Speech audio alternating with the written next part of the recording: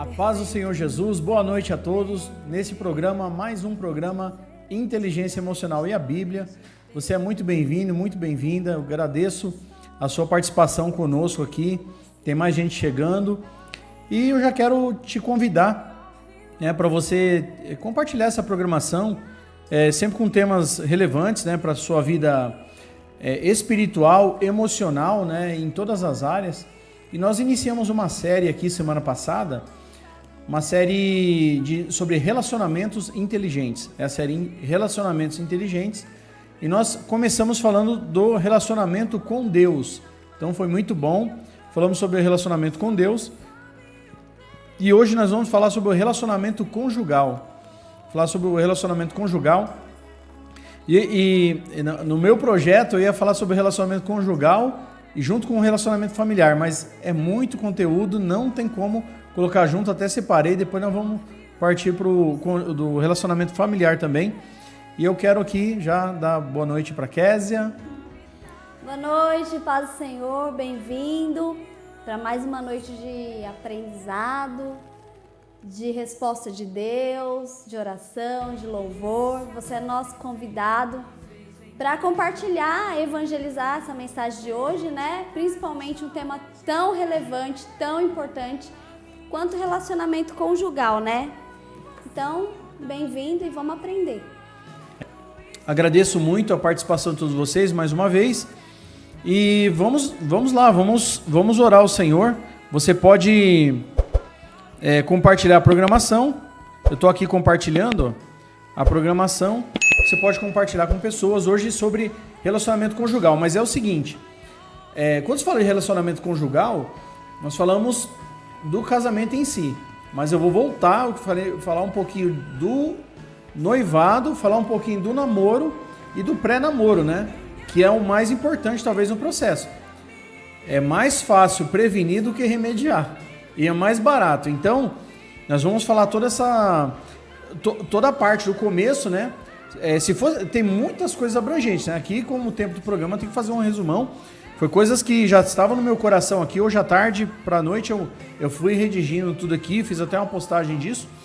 Então, eu estou muito feliz de você estar com a gente e nós vamos aqui compartilhar desses momentos especiais, tá bom? E nós queremos que você compartilhe essa programação, sabe por quê?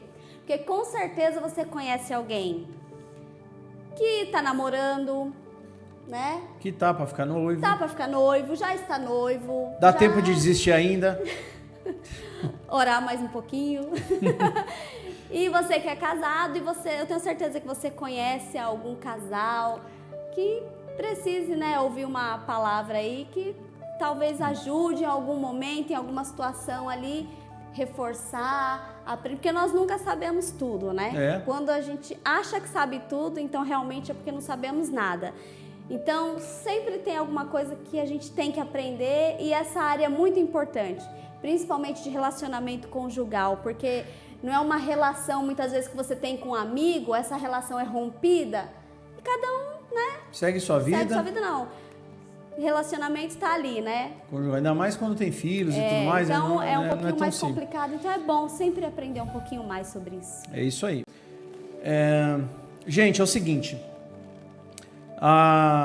Essa questão de relacionamento, eu iniciei essa série Relacionamentos Inteligentes porque eu percebi que o maior problema que eu vejo, que eu percebo na igreja em relação a relacionamentos, mas não só relacionamento conjugal, relacionamento com Deus, que foi o que nós começamos.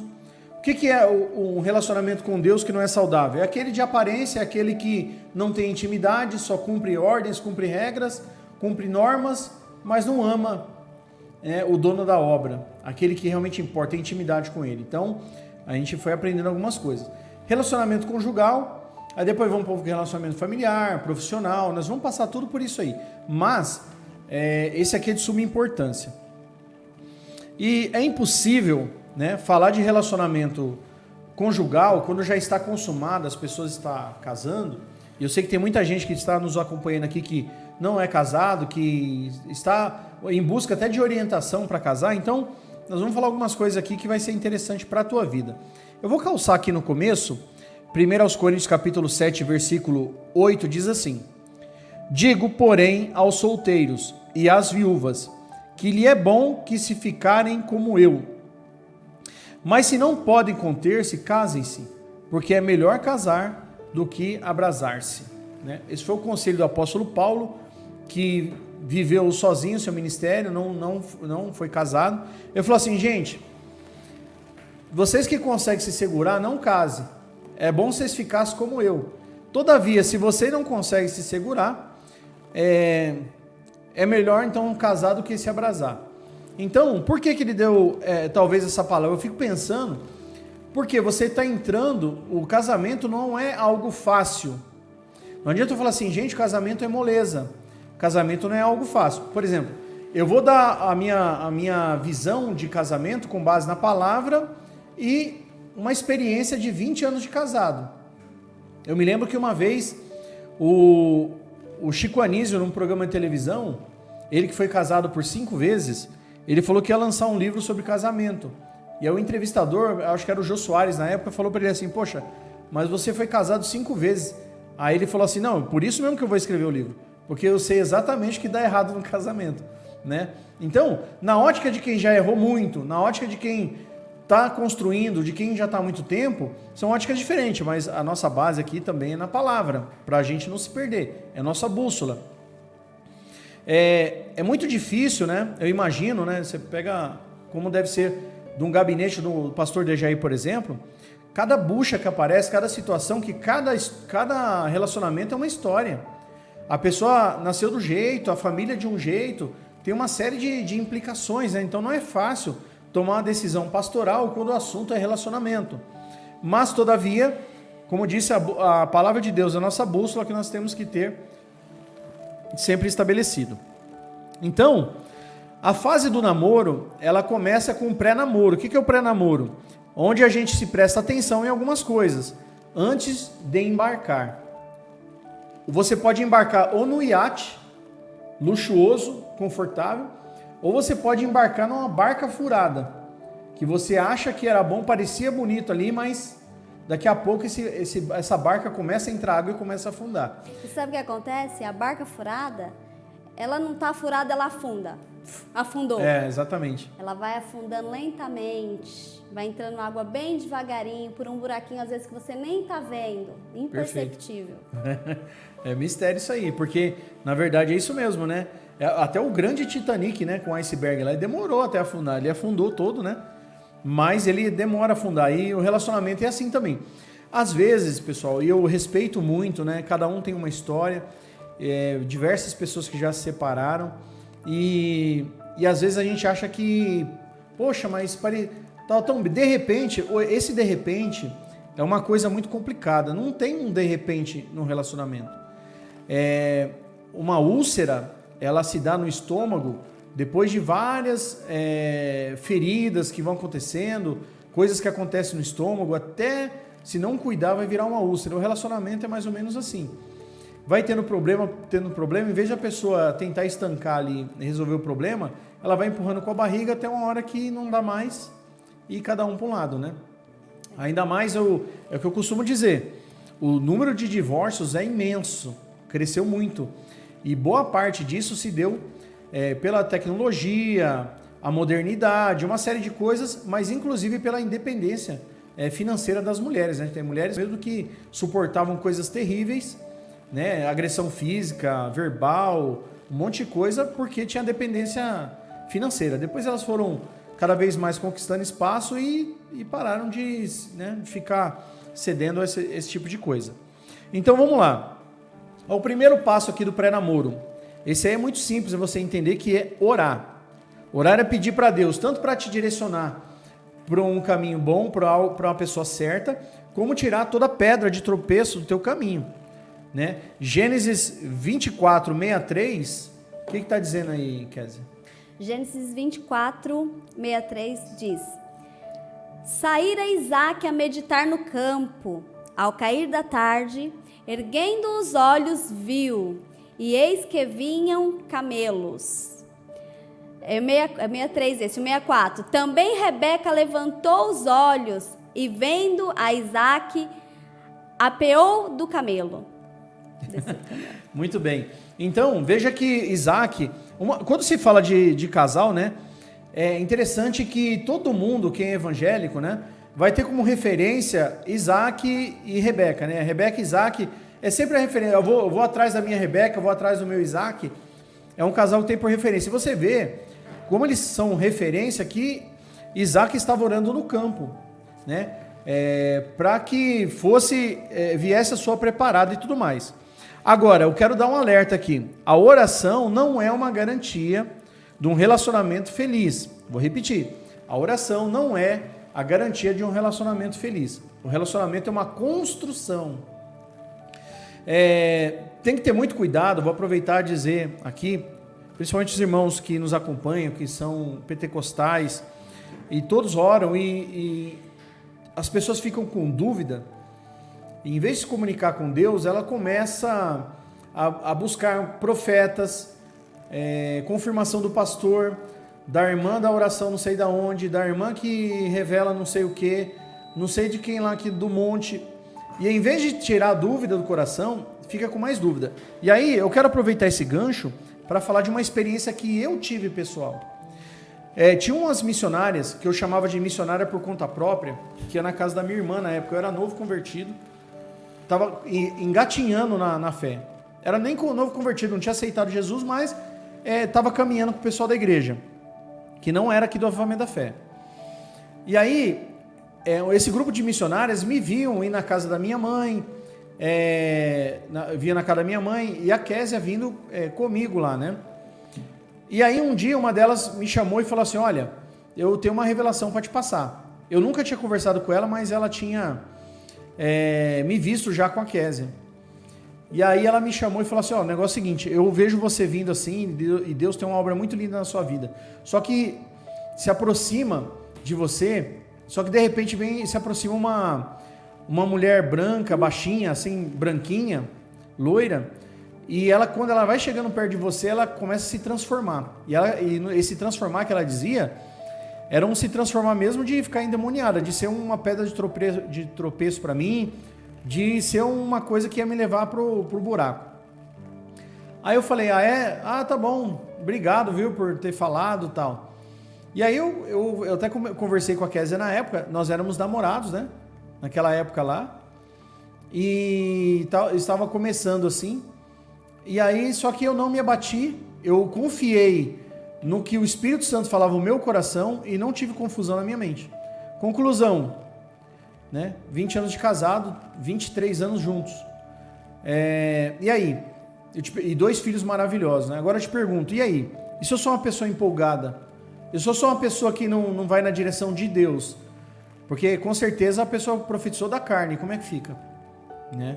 Então é um momento que precisa ter maturidade, a decisão é tua. Para de delegar o rumo da sua vida na mão de uma pessoa. Terceirizar a responsabilidade. Isso. Terceirizar, falar assim, olha, fala aí, o que Deus vai falar? Abre a Bíblia aí, o que Deus vai falar? Então, a decisão é nossa, né? Você se lembra da tentação de Jesus no deserto? Que o diabo viu uma pedra que parecia um pão e falou assim, ó, se tu és o filho de Deus, transforma essa pedra em pão. Só que, meu irmão, minha irmã, pedra é pedra, pão é pão. Para de orar para Deus transformar pedra em pão. Deus não vai fazer isso.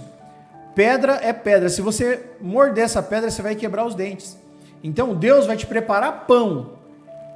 Ele já vai vir pão na tua mão. Ele não vai virar, não é uma pedra que vai virar pão. Jesus já repudiou isso lá na tentação e você tem que repudiar da sua vida. Né? Você querendo transformar uma pessoa naquilo que ela não é. Deus tem o que é melhor para você. Então, o primeiro passo é a oração. Mas você com Deus, você assumindo a responsabilidade, ok? Segundo, o namoro é uma fase de observação. E o que é observar? O que você vai observar? Comportamento, como a pessoa trata os pais, como trata os irmãos, como trata as pessoas desconhecidas, se é uma pessoa educada ou não tem educação, se é demasiadamente ciumento. Eu fiz uma enquete esses dias na internet, falei sobre isso. Uma pessoa que tem um ciúmes doentio, possessivo, obsessivo, é a porta de entrada para o feminicídio lá na frente. A pessoa que se toma posse da outra, ninguém pode chegar perto.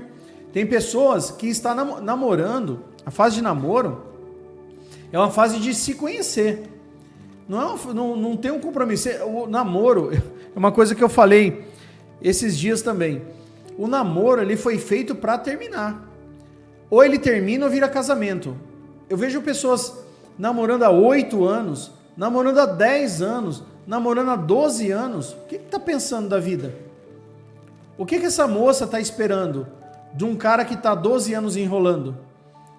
Ou vice-versa, talvez a moça que está insegura. O que está esperando 10, 12 anos de namoro? Ah, que eu não tenho casa ainda. Ah, você e tantos milhões. 80% do Brasil não tem uma casa própria. Então, se eu fosse olhar para isso, né? Quando eu casei, eu morei embaixo da casa da minha mãe, em São José dos Campos, depois em aluguel São José dos Campos, em aluguel em Osasco, em cima da casa da minha sogra, depois para Porto Velho, quase cigano, né?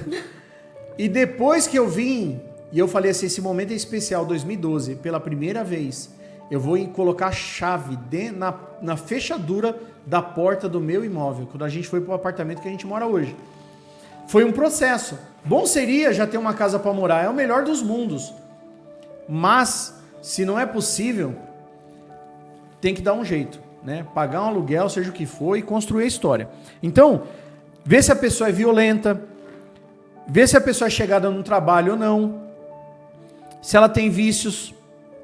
Porque, entenda uma coisa aqui, você que está aspirante aí a se relacionar com alguém, preste atenção, todo defeito que você não suporta no namoro, se você suporta, dá para levar para o casamento, beleza. Se você não suporta, você tem que terminar. Porque a tendência, olha que coisa interessante, tudo que é bom no namoro, quando chega no casamento, a tendência é diminuir. Né? A pessoa se acostuma com a outra e tal. A tendência é diminuir. Tudo que é ruim no namoro, a tendência é aumentar. Olha que curva terrível. A pessoa que no namoro te empurrava, no noivado vai te dar tapa na sua cara e vai te espancar no casamento. A pessoa que tem qualquer coisa, qualquer comportamento que você não aceita e não consertou no namoro, se você levar ele para o casamento, vai ser pior. Então, tome cuidado, é uma fase de observação. Observação. É a fase de ter que observar uma coisa. E aí vai 2 dicas aqui poderosas. Tem muitas das pessoas que agem assim, trata mal o pai, trata mal a mãe, trata mal todo mundo. Aí diz assim, eu trato mal as pessoas porque elas são chatas, agora você é diferente. Eu sou apaixonado por você, jamais vou te magoar. Saiba que lá na frente você vai ser a próxima. Lá na frente você vai ser o próximo. Toda essa ignorância, toda essa brutalidade que você vê acontecendo ao seu redor, lá no casamento você vai vivenciar. Então é tempo de você repensar. Se a pessoa tem um vício ou uma mania para você que você não aceita, larga no namoro. Esqueça essa frase. Acho que quando casar muda. É imaturidade. Realmente muda, mas muda para pior. A pessoa que tem caráter, a pessoa que tem firmeza, tem um propósito, já no namoro você consegue perceber. Terceiro, o negócio tá pesado, mas é assim mesmo, gente. Quando se fala de relacionamento, tem que ser claro nas informações. Terceiro, namoro é a fase de alinhamento de propósitos. Amós, capítulo 3, verso 3 diz: porventura andarão os dois juntos se não estiverem de acordo? Então veja bem, é uma fase de alinhamento de propósito. É um momento de saber qual é o propósito na vida da pessoa, em todas as áreas, espiritual, tudo mais. São conversas como: você pretende se formar? O que você está estudando? Você pensa em ter filhos? Quantos filhos você pensa em ter? Você pensa em morar fora do Brasil? Ou pensa em morar no Brasil mesmo? Você ama Deus? Qual é a sua fé? Você ama Jesus? Você gosta de viajar ou é mais caseiro, é mais caseira? Você tem pretensões maiores no seu trabalho ou do jeito que você tá bom? Você pensa em empreender, abrir uma empresa? O que você pensa em fazer? Você tem algum vício? Você é viciado em alguma coisa? Você trabalha com o quê? São perguntas para você descobrir o propósito.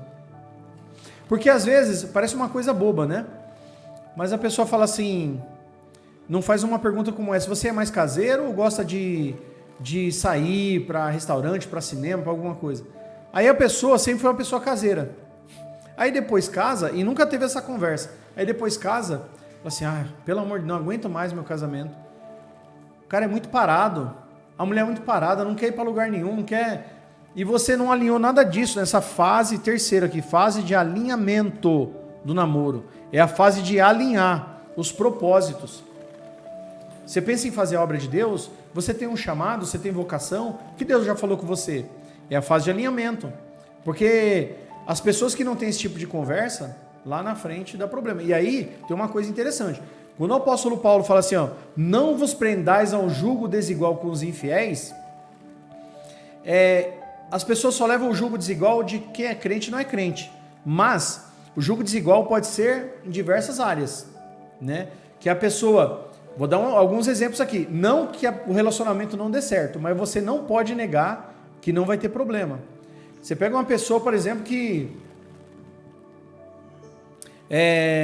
nunca pensou em estudar nada e largou todos os estudos. Aí a outra pessoa está fazendo doutorado, mestrado e tudo mais. Vai dar certo? Pode dar certo? É claro que sim. Mas vai ter um conflito muito grande na conversa, nas ideias, né? Às vezes a pessoa é de classes sociais diferentes. Poxa, uma pessoa tem uma família extremamente rica, a outra tem uma família extremamente pobre. Vai dar certo? Pode dar certo sim. Mas não adianta você achar que não vai enfrentar problemas. Então, é até uma preparação para você saber, poxa, mas eu achei que ia ser um mar de rosas. Não, vai enfrentar problemas. Quando existe um jugo desigual, muito desigual, vai ter problema. Mas, todavia, é possível vencer. Todavia, é possível enfrentar. Aí você passa para a fase do namoro. Aliás, para a fase do noivado. Você passa do namoro para o noivado. O noivado é um namoro com prazo de validade.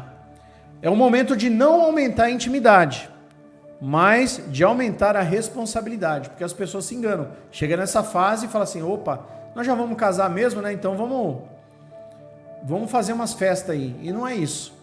Aumenta a responsabilidade.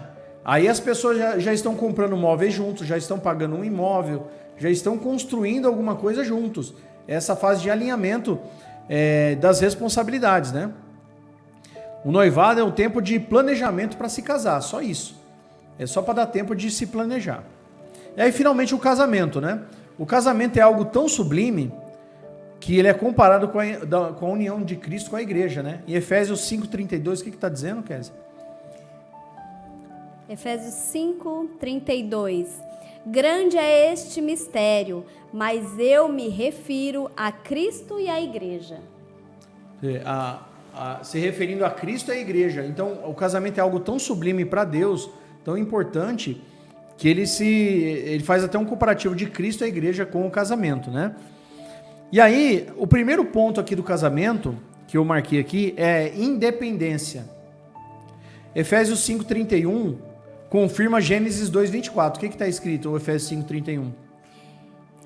Eis porque deixará o homem seu pai e a sua mãe e se unirá à sua mulher e se tornarão os dois uma só carne. É isso aí. Deixar o pai e a mãe. Como eu falei, devido a problemas financeiros, muitas pessoas moram no terreno do pai, no terreno da mãe, como eu já fiz também. Mas eu nunca deixei de lutar pelo que era meu. Ter essa responsabilidade. Para ter meu próprio imóvel. Porque tem gente às vezes que vai, se acomoda e tá tudo certo. Agora uma coisa em todo lugar que eu morei e não abro mão. E essa é a chave. Por mais que eu estivesse no terreno de alguém, a partir do momento que eu fechava a porta de dentro para casa, ninguém manda na minha casa, ninguém manda na minha família. Ali eu sou o sacerdote da casa, o chefe de família. Então, o problema muitas vezes de relacionamento é isso. Da proximidade. É a pessoa permitir que outras pessoas, por mais que seja pai e mãe, com todo respeito, eles não podem ficar toda hora dando palpite no seu relacionamento.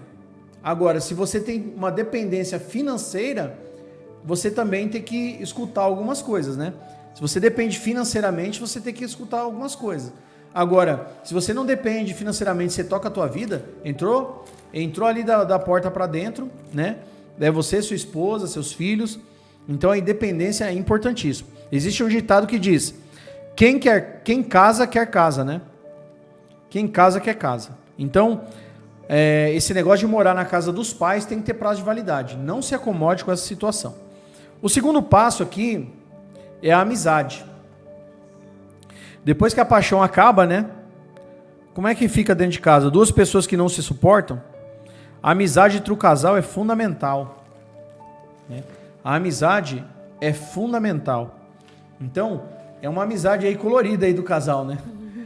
Em casa, eu posso testemunhar isso, né, que é muito divertido, né? A gente brinca, dá risada, fala piada, às vezes de coisas tão bobas, né? Isso que faz a diferença. E tem casais que cometem um erro gravíssimo. Sabe qual que é? Quando eu falo dessa parte da amizade, tem a ver com isso. Depois que os filhos nascem, dedicam toda a atenção, tudo voltado para os filhos. E o casal perde a intimidade, perde tudo. E os filhos ficam em casa, crescem, toda a atenção para os filhos. E aí os filhos casam e vão embora. Sabe o que acontece? Fica 2 desconhecidos dentro de casa. Foram 15, 20 anos ali, praticamente não sendo íntimos, viveram em prol dos filhos e depois são 2 desconhecidos. Então, é importante esse relacionamento de amizade entre o casal. Terceiro aqui, fidelidade. Tanto conjugal quanto nos projetos da vida. Fidelidade nos projetos, fidelidade um com o outro. Eu me lembro de um palestrante, eu fiz um treinamento lá em Porto Velho, e tem um palestrante lá, que ele era, acho que, libanês, e me chamou muita atenção, nunca mais esqueci isso. Ele era muito zeloso com a equipe dele que trabalhava com ele, né? Então, tinha uma equipe que viajava para as outras cidades, outros estados, para fazer a palestra junto com ele. E aí ele falou o seguinte, num dado momento da palestra, ele falou assim: olha, tem um rapaz que eu dispensei ele da minha equipe, ele trabalhava muito bem, mas dispensei da minha equipe. Porque toda cidade que nós chegávamos, ele arrumava um rabo de saia. E dava problema, a mulher dele ligava, ele não estava lá, dava uma série de problemas. E eu mandei ele embora. Sabe por que eu mandei ele embora? E todo mundo prestando atenção na conversa. Falou assim, porque se ele não é fiel com a pessoa que ele dorme todo dia do lado dele, como é que ele vai ser fiel a mim, que eu não tenho nada a ver com ele, sou o patrão dele? Então, foi uma pancada, assim, ficou aquele silêncio no auditório, e foi uma coisa que eu nunca mais esqueci. Ele tem isso como uma filosofia, quem trabalha com ele assim tem que trabalhar tudo direitinho, dispensou o rapaz por causa disso, né? Porque a fidelidade entre as partes é muito, muito importante, assim como a confiança, né? É importante. Eu não pontuei a confiança, vou colocar a confiança aqui, porque é um tormento você viver com uma pessoa que você tem que vigiar todo o tempo, existe uma desconfiança contínua. Isso não é vida. Isso não é uma vida saudável, uma vida conjugal saudável, né? Você vira escravo. Vira escravo. Você vira escravo desse sentimento, porque você não vai andar para frente, você vai sempre estar ali pensando. O companheiro foi na padaria, você está ali pensando, será que está fazendo alguma coisa errada? Foi qualquer canto, então você vira escravo desse sentimento. E aí a coisa não flui, né?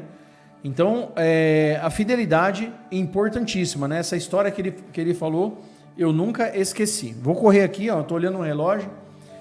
Talvez eu passar um pouquinho aí, vocês me perdoem, mas acompanhem que é importante. O quarto que eu coloquei aqui é compreensão e ajuda. Por quê? Você precisa entender que está morando junto com uma pessoa que não é só de sexo oposto ao seu, que é diferente do seu, que isso já é uma baita diferença, né?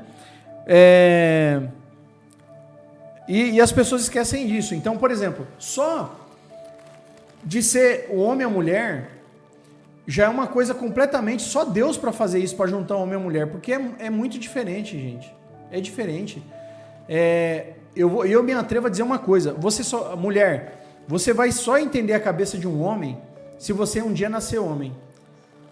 homem, você só vai entender a cabeça de uma mulher se você nascer mulher. Como nós não acreditamos em reencarnação, isso nunca vai acontecer, né? Então não adianta. Agora, por exemplo, a mulher e o homem tem que ter consciência do seguinte: não adianta o homem esquece que é casado com a mulher e querer discutir futebol com ela, se é uma coisa que talvez ela nem goste. Talvez o homem nem goste de futebol também, estou falando aqui de um modo geral. Às vezes o homem gosta de futebol e esquece que para a esposa dele não faz sentido nenhum, não faz diferença nenhuma. Assim como a mulher se esquece que é casada com um homem e fala assim: ele é muito calado. Porque quando ela está conversando com a amiga dela, elas vão falando freneticamente, dá tudo certo. Só que o homem é diferente da mulher. Não adianta querer que o homem seja que nem a mulher que nem o homem. Isso não vai acontecer. Então, é muito importante ter isso, né? Ter essa consciência. E ter que compreender mais o que diante disso, da compreensão e ajuda? Que o cônjuge teve uma história diferente da sua, uma criação diferente da sua, a cultura diferente da sua, a vida social diferente, perfil diferente. Eu que estudo sobre perfil de comportamento, eu melhorei mais quando eu estudei o meu perfil e o perfil da minha esposa. Inclusive, se você briga muito com o seu marido, namorado, noivo, não sei, ou noiva, namorada, e quiser fazer um perfil de comportamental comigo, um teste, pode me procurar. E eu faço a devolutiva com vocês dois. E explico para você, a sua mulher funciona assim e o seu marido funciona assim. Você pode me procurar e mandar uma mensagem, direct e tudo, que nós fazemos, tá? Às vezes o casal briga ou termina por coisa boba, por coisa que dá para ser resolvida. Se você entender como o perfil funciona, tudo melhora. Tem uma frase que às vezes a pessoa diz, trata os outros como você quer ser tratado. Eu vou corrigir essa frase. Não trate o outro como você quer ser tratado. Trate o outro como o outro quer ser tratado. Como assim, pastor? Eu pensei, então eu aprendi errado a vida toda, que é o seguinte: as pessoas têm suas particularidades. Eu não estou falando aqui de falta de educação, que educação todo mundo tem que ter com todo mundo. Eu estou falando aqui de perfil de comportamento. Então eu vou dar um exemplo aqui. Você pega um homem que é o perfil de estabilidade, que gosta de carinho, que é mais meloso, que é mais grudento, que fica toda hora fazendo carinho na mulher e tal. Aí você pega uma mulher que tem um perfil dominante, né, de executora, que parece um trator, faz um monte de coisa, resolve um monte de coisa e quer as coisas rápidas. Às vezes a mulher nem suporta uma pessoa com esse perfil, fala assim: eu não aguento, eu vou separar dele. Por quê? O cara é muito pegajoso, o cara não larga do meu pé, mas é o jeito que ele mostra que ele gosta, é assim, e o jeito dela é diferente, e vice-versa, pode ser o inverso também. Então é importante conhecer o perfil de cada um, prestar atenção e fazer de tudo para ter um bom relacionamento, né? Então, é a cooperação, é a ajuda entre o casal. O quinto que eu pontuei aqui é a admiração. Por mais que o casal seja um só corpo, somos seres individuais, com objetivos familiares coletivos, mas também com pessoais e únicos. A Késia pode até testificar aqui. Quando ela fazia dança na igreja, eu sempre apoiei. Entrou no grupo das ladies, entrou no grupo do gesto, sempre apoiei. Depois de casada com filhos, eu quero fazer ETEC, curso técnico, fez secretariado. Agora eu quero emendar, fazer FATEC, faça. Sempre apoiei. Por quê? Eu não posso colocar ela dentro de uma lata, colocar ela no meu mundinho e achar que está tudo certo só porque somos casados. Ela tem os objetivos pessoais, ela tem os sonhos pessoais que tem que ser respeitados. Você, homem, que não respeita o sonho da sua esposa, você, mulher, que não respeita o sonho do teu marido, aquilo que ele projetou para a vida dele, aquilo que ele sonha, respeite, apoie, porque vai ser melhor. Não deixe por coisa boba, né, você matar o sonho de uma pessoa, às vezes que é um sonho de criança, um sonho de adolescente. Verdade. Então isso nos faz matar ministério. Uma pessoa que tem chamado para fazer obra de Deus, chamado para ser missionário, né, sonha em pregar, uma mulher sonha em cantar, e às vezes vem o cônjuge que é para apoiar e mata o sonho. Então, olha que coisa interessante. A Sara, esposa de Abraão, chamava ele de Senhor. E aí, não entenda que eu estou incentivando você a fazer isso, não pense isso. Mas eu fiquei meditando nisso, eu penso que Sara chamava ele de Senhor e obedecia a ele, é o que a Bíblia diz, não porque ela se sentia muito inferior a ele, nada disso. Ela nutria por ele uma grande admiração. Sara sabia o chamado na vida de Abraão. Sara sabia que Abraão foi chamado por Deus e as outras pessoas todas respeitavam a história de Abraão e quem era Abraão. E Sara tinha uma profunda admiração por ele e chamava ele de Senhor por causa disso. Sabia da grandeza, o que representava Abraão, o amigo de Deus. E aí é onde as pessoas pensam a respeito de submissão. Submissão, estar debaixo de uma missão. Daí vem a questão: como a mulher vai ter submissão a um homem que não tem uma missão? Essa é a questão. Como a mulher vai ser submissa, está numa submissão, vivendo com um homem que não tem uma missão, não tem um propósito, não sabe onde quer chegar, fica o vento levando para todo lugar, não tem um direcionamento, é muito difícil. Então, é importante o homem, como o cabeça da casa, como a Bíblia diz, se posicionar. Se posicionar. Eu não quero entrar numa questão aqui, mas algumas pessoas chamam de marxismo cultural. Eu não vou entrar em nenhuma questão dessa. Mas eu só vou falar algumas coisas aqui para vocês prestarem atenção. O que na cultura foi sendo colocado? Como a figura do homem foi sendo enfraquecida ao longo do tempo. Você pega, por exemplo, vamos pegar aqui... Eu me lembro quando eu era criança, tinha aquele desenho do Ursulão, da Úrsula, do Ursulino, que era da turma do Pica-Pau, eram os ursos, e sempre o marido que tentava fazer as coisas que não queria pagar, e sempre fazia papel de idiota. Você pega aquele da família Dinossauro, que tem aquele bebê dinossauro e fala assim, não é a mamãe, não é a mamãe. Aí o dinossauro, o pai de família, é a figura do idiota. Você pega o que passa aí, os Simpsons, o Homer Simpson é a figura do idiota, do bebum, daquele que não tem rumo na vida. E assim, diversas outras coisas, sem você for percebendo, a figura do sacerdote do lar, do chefe de família foi sendo deturpada. Sempre com alguma coisa na cultura para denegrir a imagem daquele que era para ser ali o esteio da casa. E tem vários outros que nem consigo me lembrar agora. Se você se lembrar, pode até escrever aí nos comentários. Em que o pai de família era um verdadeiro paspalhão. Era o idiota da casa. E as pessoas foram comprando isso. Né? Então, ter admiração por quem você está junto. Admiração. Nutrir admiração pela pessoa. O sexto aqui para encerrar é o desejo. É o desejo pela pessoa. O casal, como eu falei, tem que ser, como eu falei antes, tem que ser amigos, mas tem que ser uma amizade colorida. Tem casal que, com o passar dos anos, se tornou amigo mesmo. Só conversa em casa, são só amigos, né? E, na verdade, tem que haver o desejo. A própria Bíblia afirma que, após o casamento, nem o homem, nem a mulher tem poder pelo seu próprio corpo, no seu próprio corpo. A mulher tem poder sobre o corpo do marido e o marido tem poder no corpo da mulher, né? 1 aos Coríntios, capítulo 7, versículo 3 e 4, você pode ler?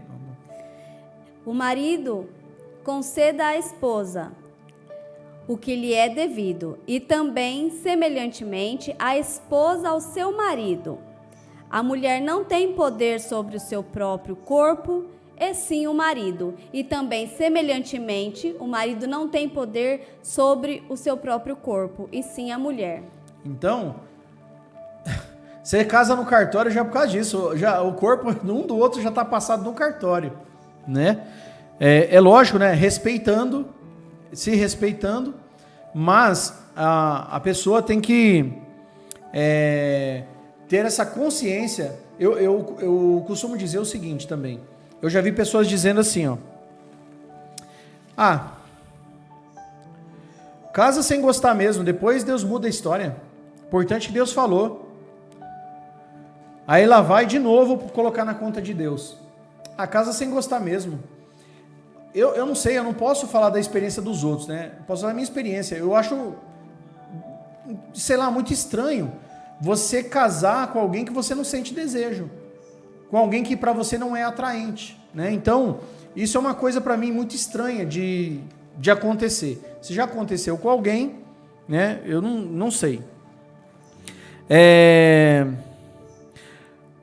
interessante que uma vez eu vi um vídeo do pastor Cláudio Duarte, que ele falou assim, olha, mulher, você quer fazer o homem feliz? Dê para ele duas coisas, comida e sexo. O pastor Cláudio Duarte falou. E ele falou que é interessante que são exatamente as duas coisas que a mulher corta quando briga com o marido. Não quer fazer comida, esquenta aí, tá aí, já pronto. E também já não quer graça, né? Já vira, já dorme e não quer graça com ele. Então, é importante, né, a vida, o desejo, a vida conjugal do casal, né? E aqui, para fechar essa questão, é interessante, é importante a mulher saber uma coisa, que o homem é muito visual, e é importante para o homem saber que a mulher é muito auditiva, ela é muito levada pelo que ouve, e como ouve o homem, pelo que vê. Então, o homem é muito atraído pelo que ele vê.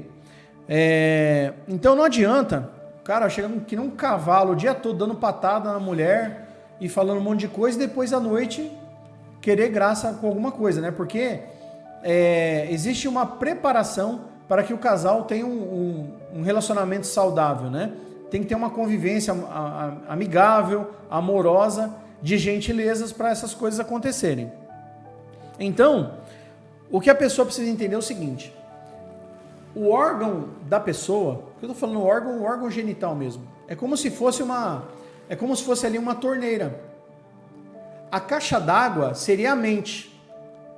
Então ali na frente é consequência tudo que está atrás. Então imagina que a mente da pessoa é uma caixa d'água, o seu sistema nervoso são o encanamento, e lá na frente, lá na ponta, é a torneira, né?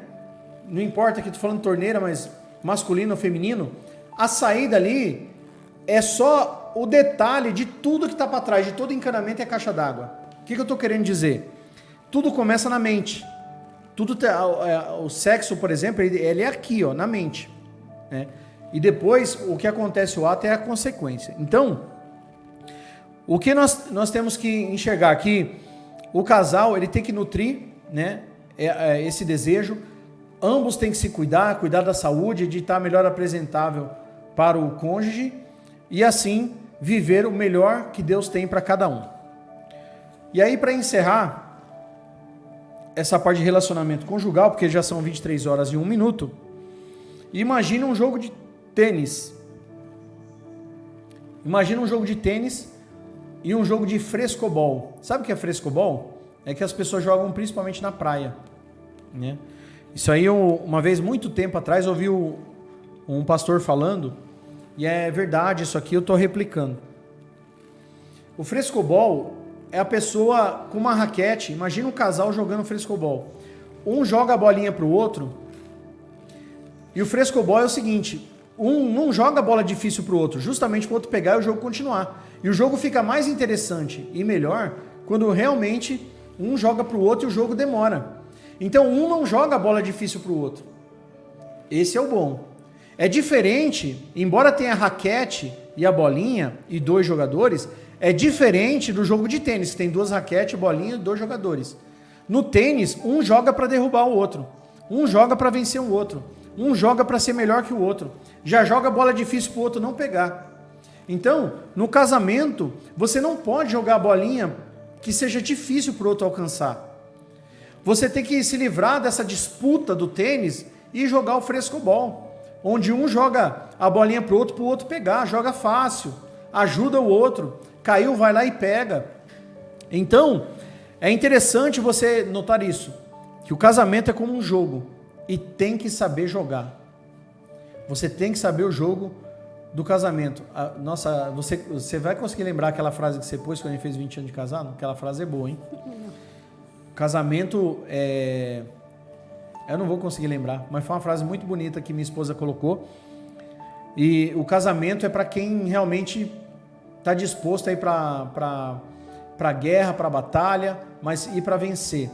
Constituir família, que é o que Deus ordenou para todos nós na terra, foram as primeiras ordenanças, né? Achou a frase aí? Ó? Fala aí, olha que frase interessante que ela colocou. No caso, quando nós fizemos bodas de porcelana, 20 anos, a porcelana, por ser dura e resistente, foi o material escolhido para simbolizar os 20 anos de duração de uma relação. A porcelana é símbolo de trabalho, de tempo, de paciência e de dedicação. Assim como um casal investiu 20 anos em uma relação, a argila precisou ser cautelosamente trabalhada para se tornar uma bela porcelana. Meu Deus, tem um remate, não tem? Tem o eu te amo no final. Não, mas tem um que você colocou que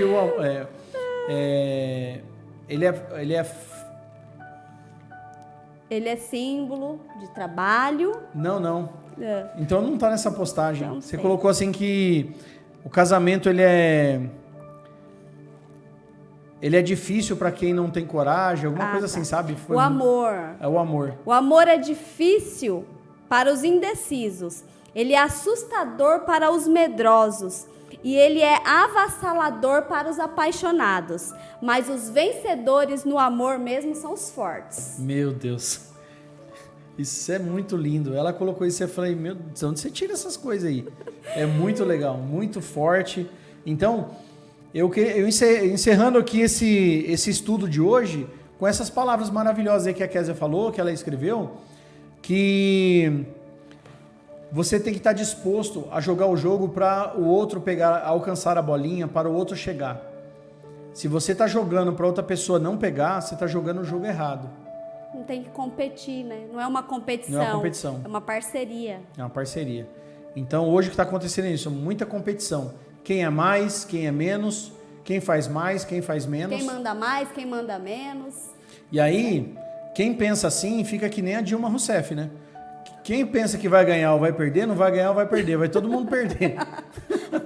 No né? final sai todo... No final sai todo mundo perdendo. Então, não é objetivo. Inclusive, esse estudo de hoje foi para você refletir. Você que está pensando em namorar, você que está no meio de um namoro, você que já está noivo, noiva, e você que já está dentro de um casamento, opte pelo jogo que a pessoa tem a chance de jogar com você para estender o lance. Não tenha prazer em jogar uma bola que a pessoa não alcance, tá bom? E eu quero que Deus abençoe todos vocês que acompanharam conosco na programação. Estamos encerrando aqui, né? São 23 horas e 6 minutos. Obrigado a vocês que nos acompanharam. Você está com o link? Tô pegando. Eu vou colocar o resumo. A Kézia vai colocar aqui o resumo do que foi falado hoje. Vai colocar provavelmente amanhã num grupo, né? Colocar no grupo para você pegar, para você guardar, né? O resumo desse estudo de hoje, tá bom? É um grupo de WhatsApp também. Se você tem Telegram, tem um link do Telegram que eu posso colocar depois. O pastor Jair colocou aqui no final, maravilhoso e necessário. Obrigado, pastor, pelo apoio, né? Porque relacionamento é algo que realmente nós precisamos sempre cultivar em todas as áreas, né? Eu vou falar. Ainda mais o casamento, Deus criou ele para ser duradouro, né? Não foi feito para... que não vai ter algumas pedrinhas aí no meio do caminho. Sim. Mas ele dá sabedoria para a gente tirando cada uma delas que vai aparecendo. Perfeito. E aí, quando Adão e Eva tinham uma briga, Adão virava para Eva e falava assim, meu amor, eu só tenho olhos para você. Só tinha ela também, né? Então é isso, gente. Deus abençoe. Você conseguiu colocar o link? Coloquei já. Você colocou? Depois eu vou colocar no YouTube aqui também. Gente, em breve eu vou despejar muito conteúdo sobre relacionamento, né? E em breve Provavelmente em julho eu vou me aprofundar ainda mais, mas aí com dicas, inclusive para você identificar perfil de pessoas. Vou ensinar você a identificar o perfil das pessoas, as técnicas que são utilizadas, microexpressões, linguagem verbal, não verbal, microexpressões, para você identificar se a pessoa está se fechando para você, se ela está aberta a falar com você, uma série de coisas, né, que tem a ver com a PNL, que é a Programação Neurolinguística, e com outras coisas mais que eu tenho estudado para ajudar vocês nessa caminhada, para estarmos sempre juntos, sempre melhorando, sempre melhor, né, a cada dia, tá bom? Então, que você venha acompanhar, em breve, fazer um grande estudo sobre isso, né, e eu quero que você esteja comigo para, assim, adquirir essas ferramentas para esse fim, que é muito importante. Então, que Deus abençoe todos vocês. Quinta-feira, que tema? Não sabe? Quinta-feira é relacionamento familiar, porque aí já vai, nesse relacionamento familiar, já vai abranger o próprio cônjuge com os filhos e também já os parentes em volta ali, né? Então, é muito importante você participar, porque tem gente que faz muita confusão em relação a isso, não separando as classes, né? Porque tem pessoas que eram sua família, passam a ser seus familiares, e outros que passam a ser parentes. E se isso não estiver claro na tua cabeça, vai dar confusão no seu casamento, tá bom?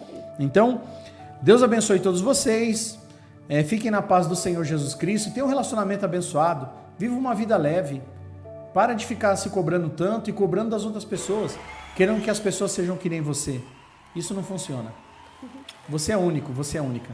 Pai do Senhor Jesus. Senhor, Deus abençoe sua vida, seu casamento, sua casa, seu lar. Amém.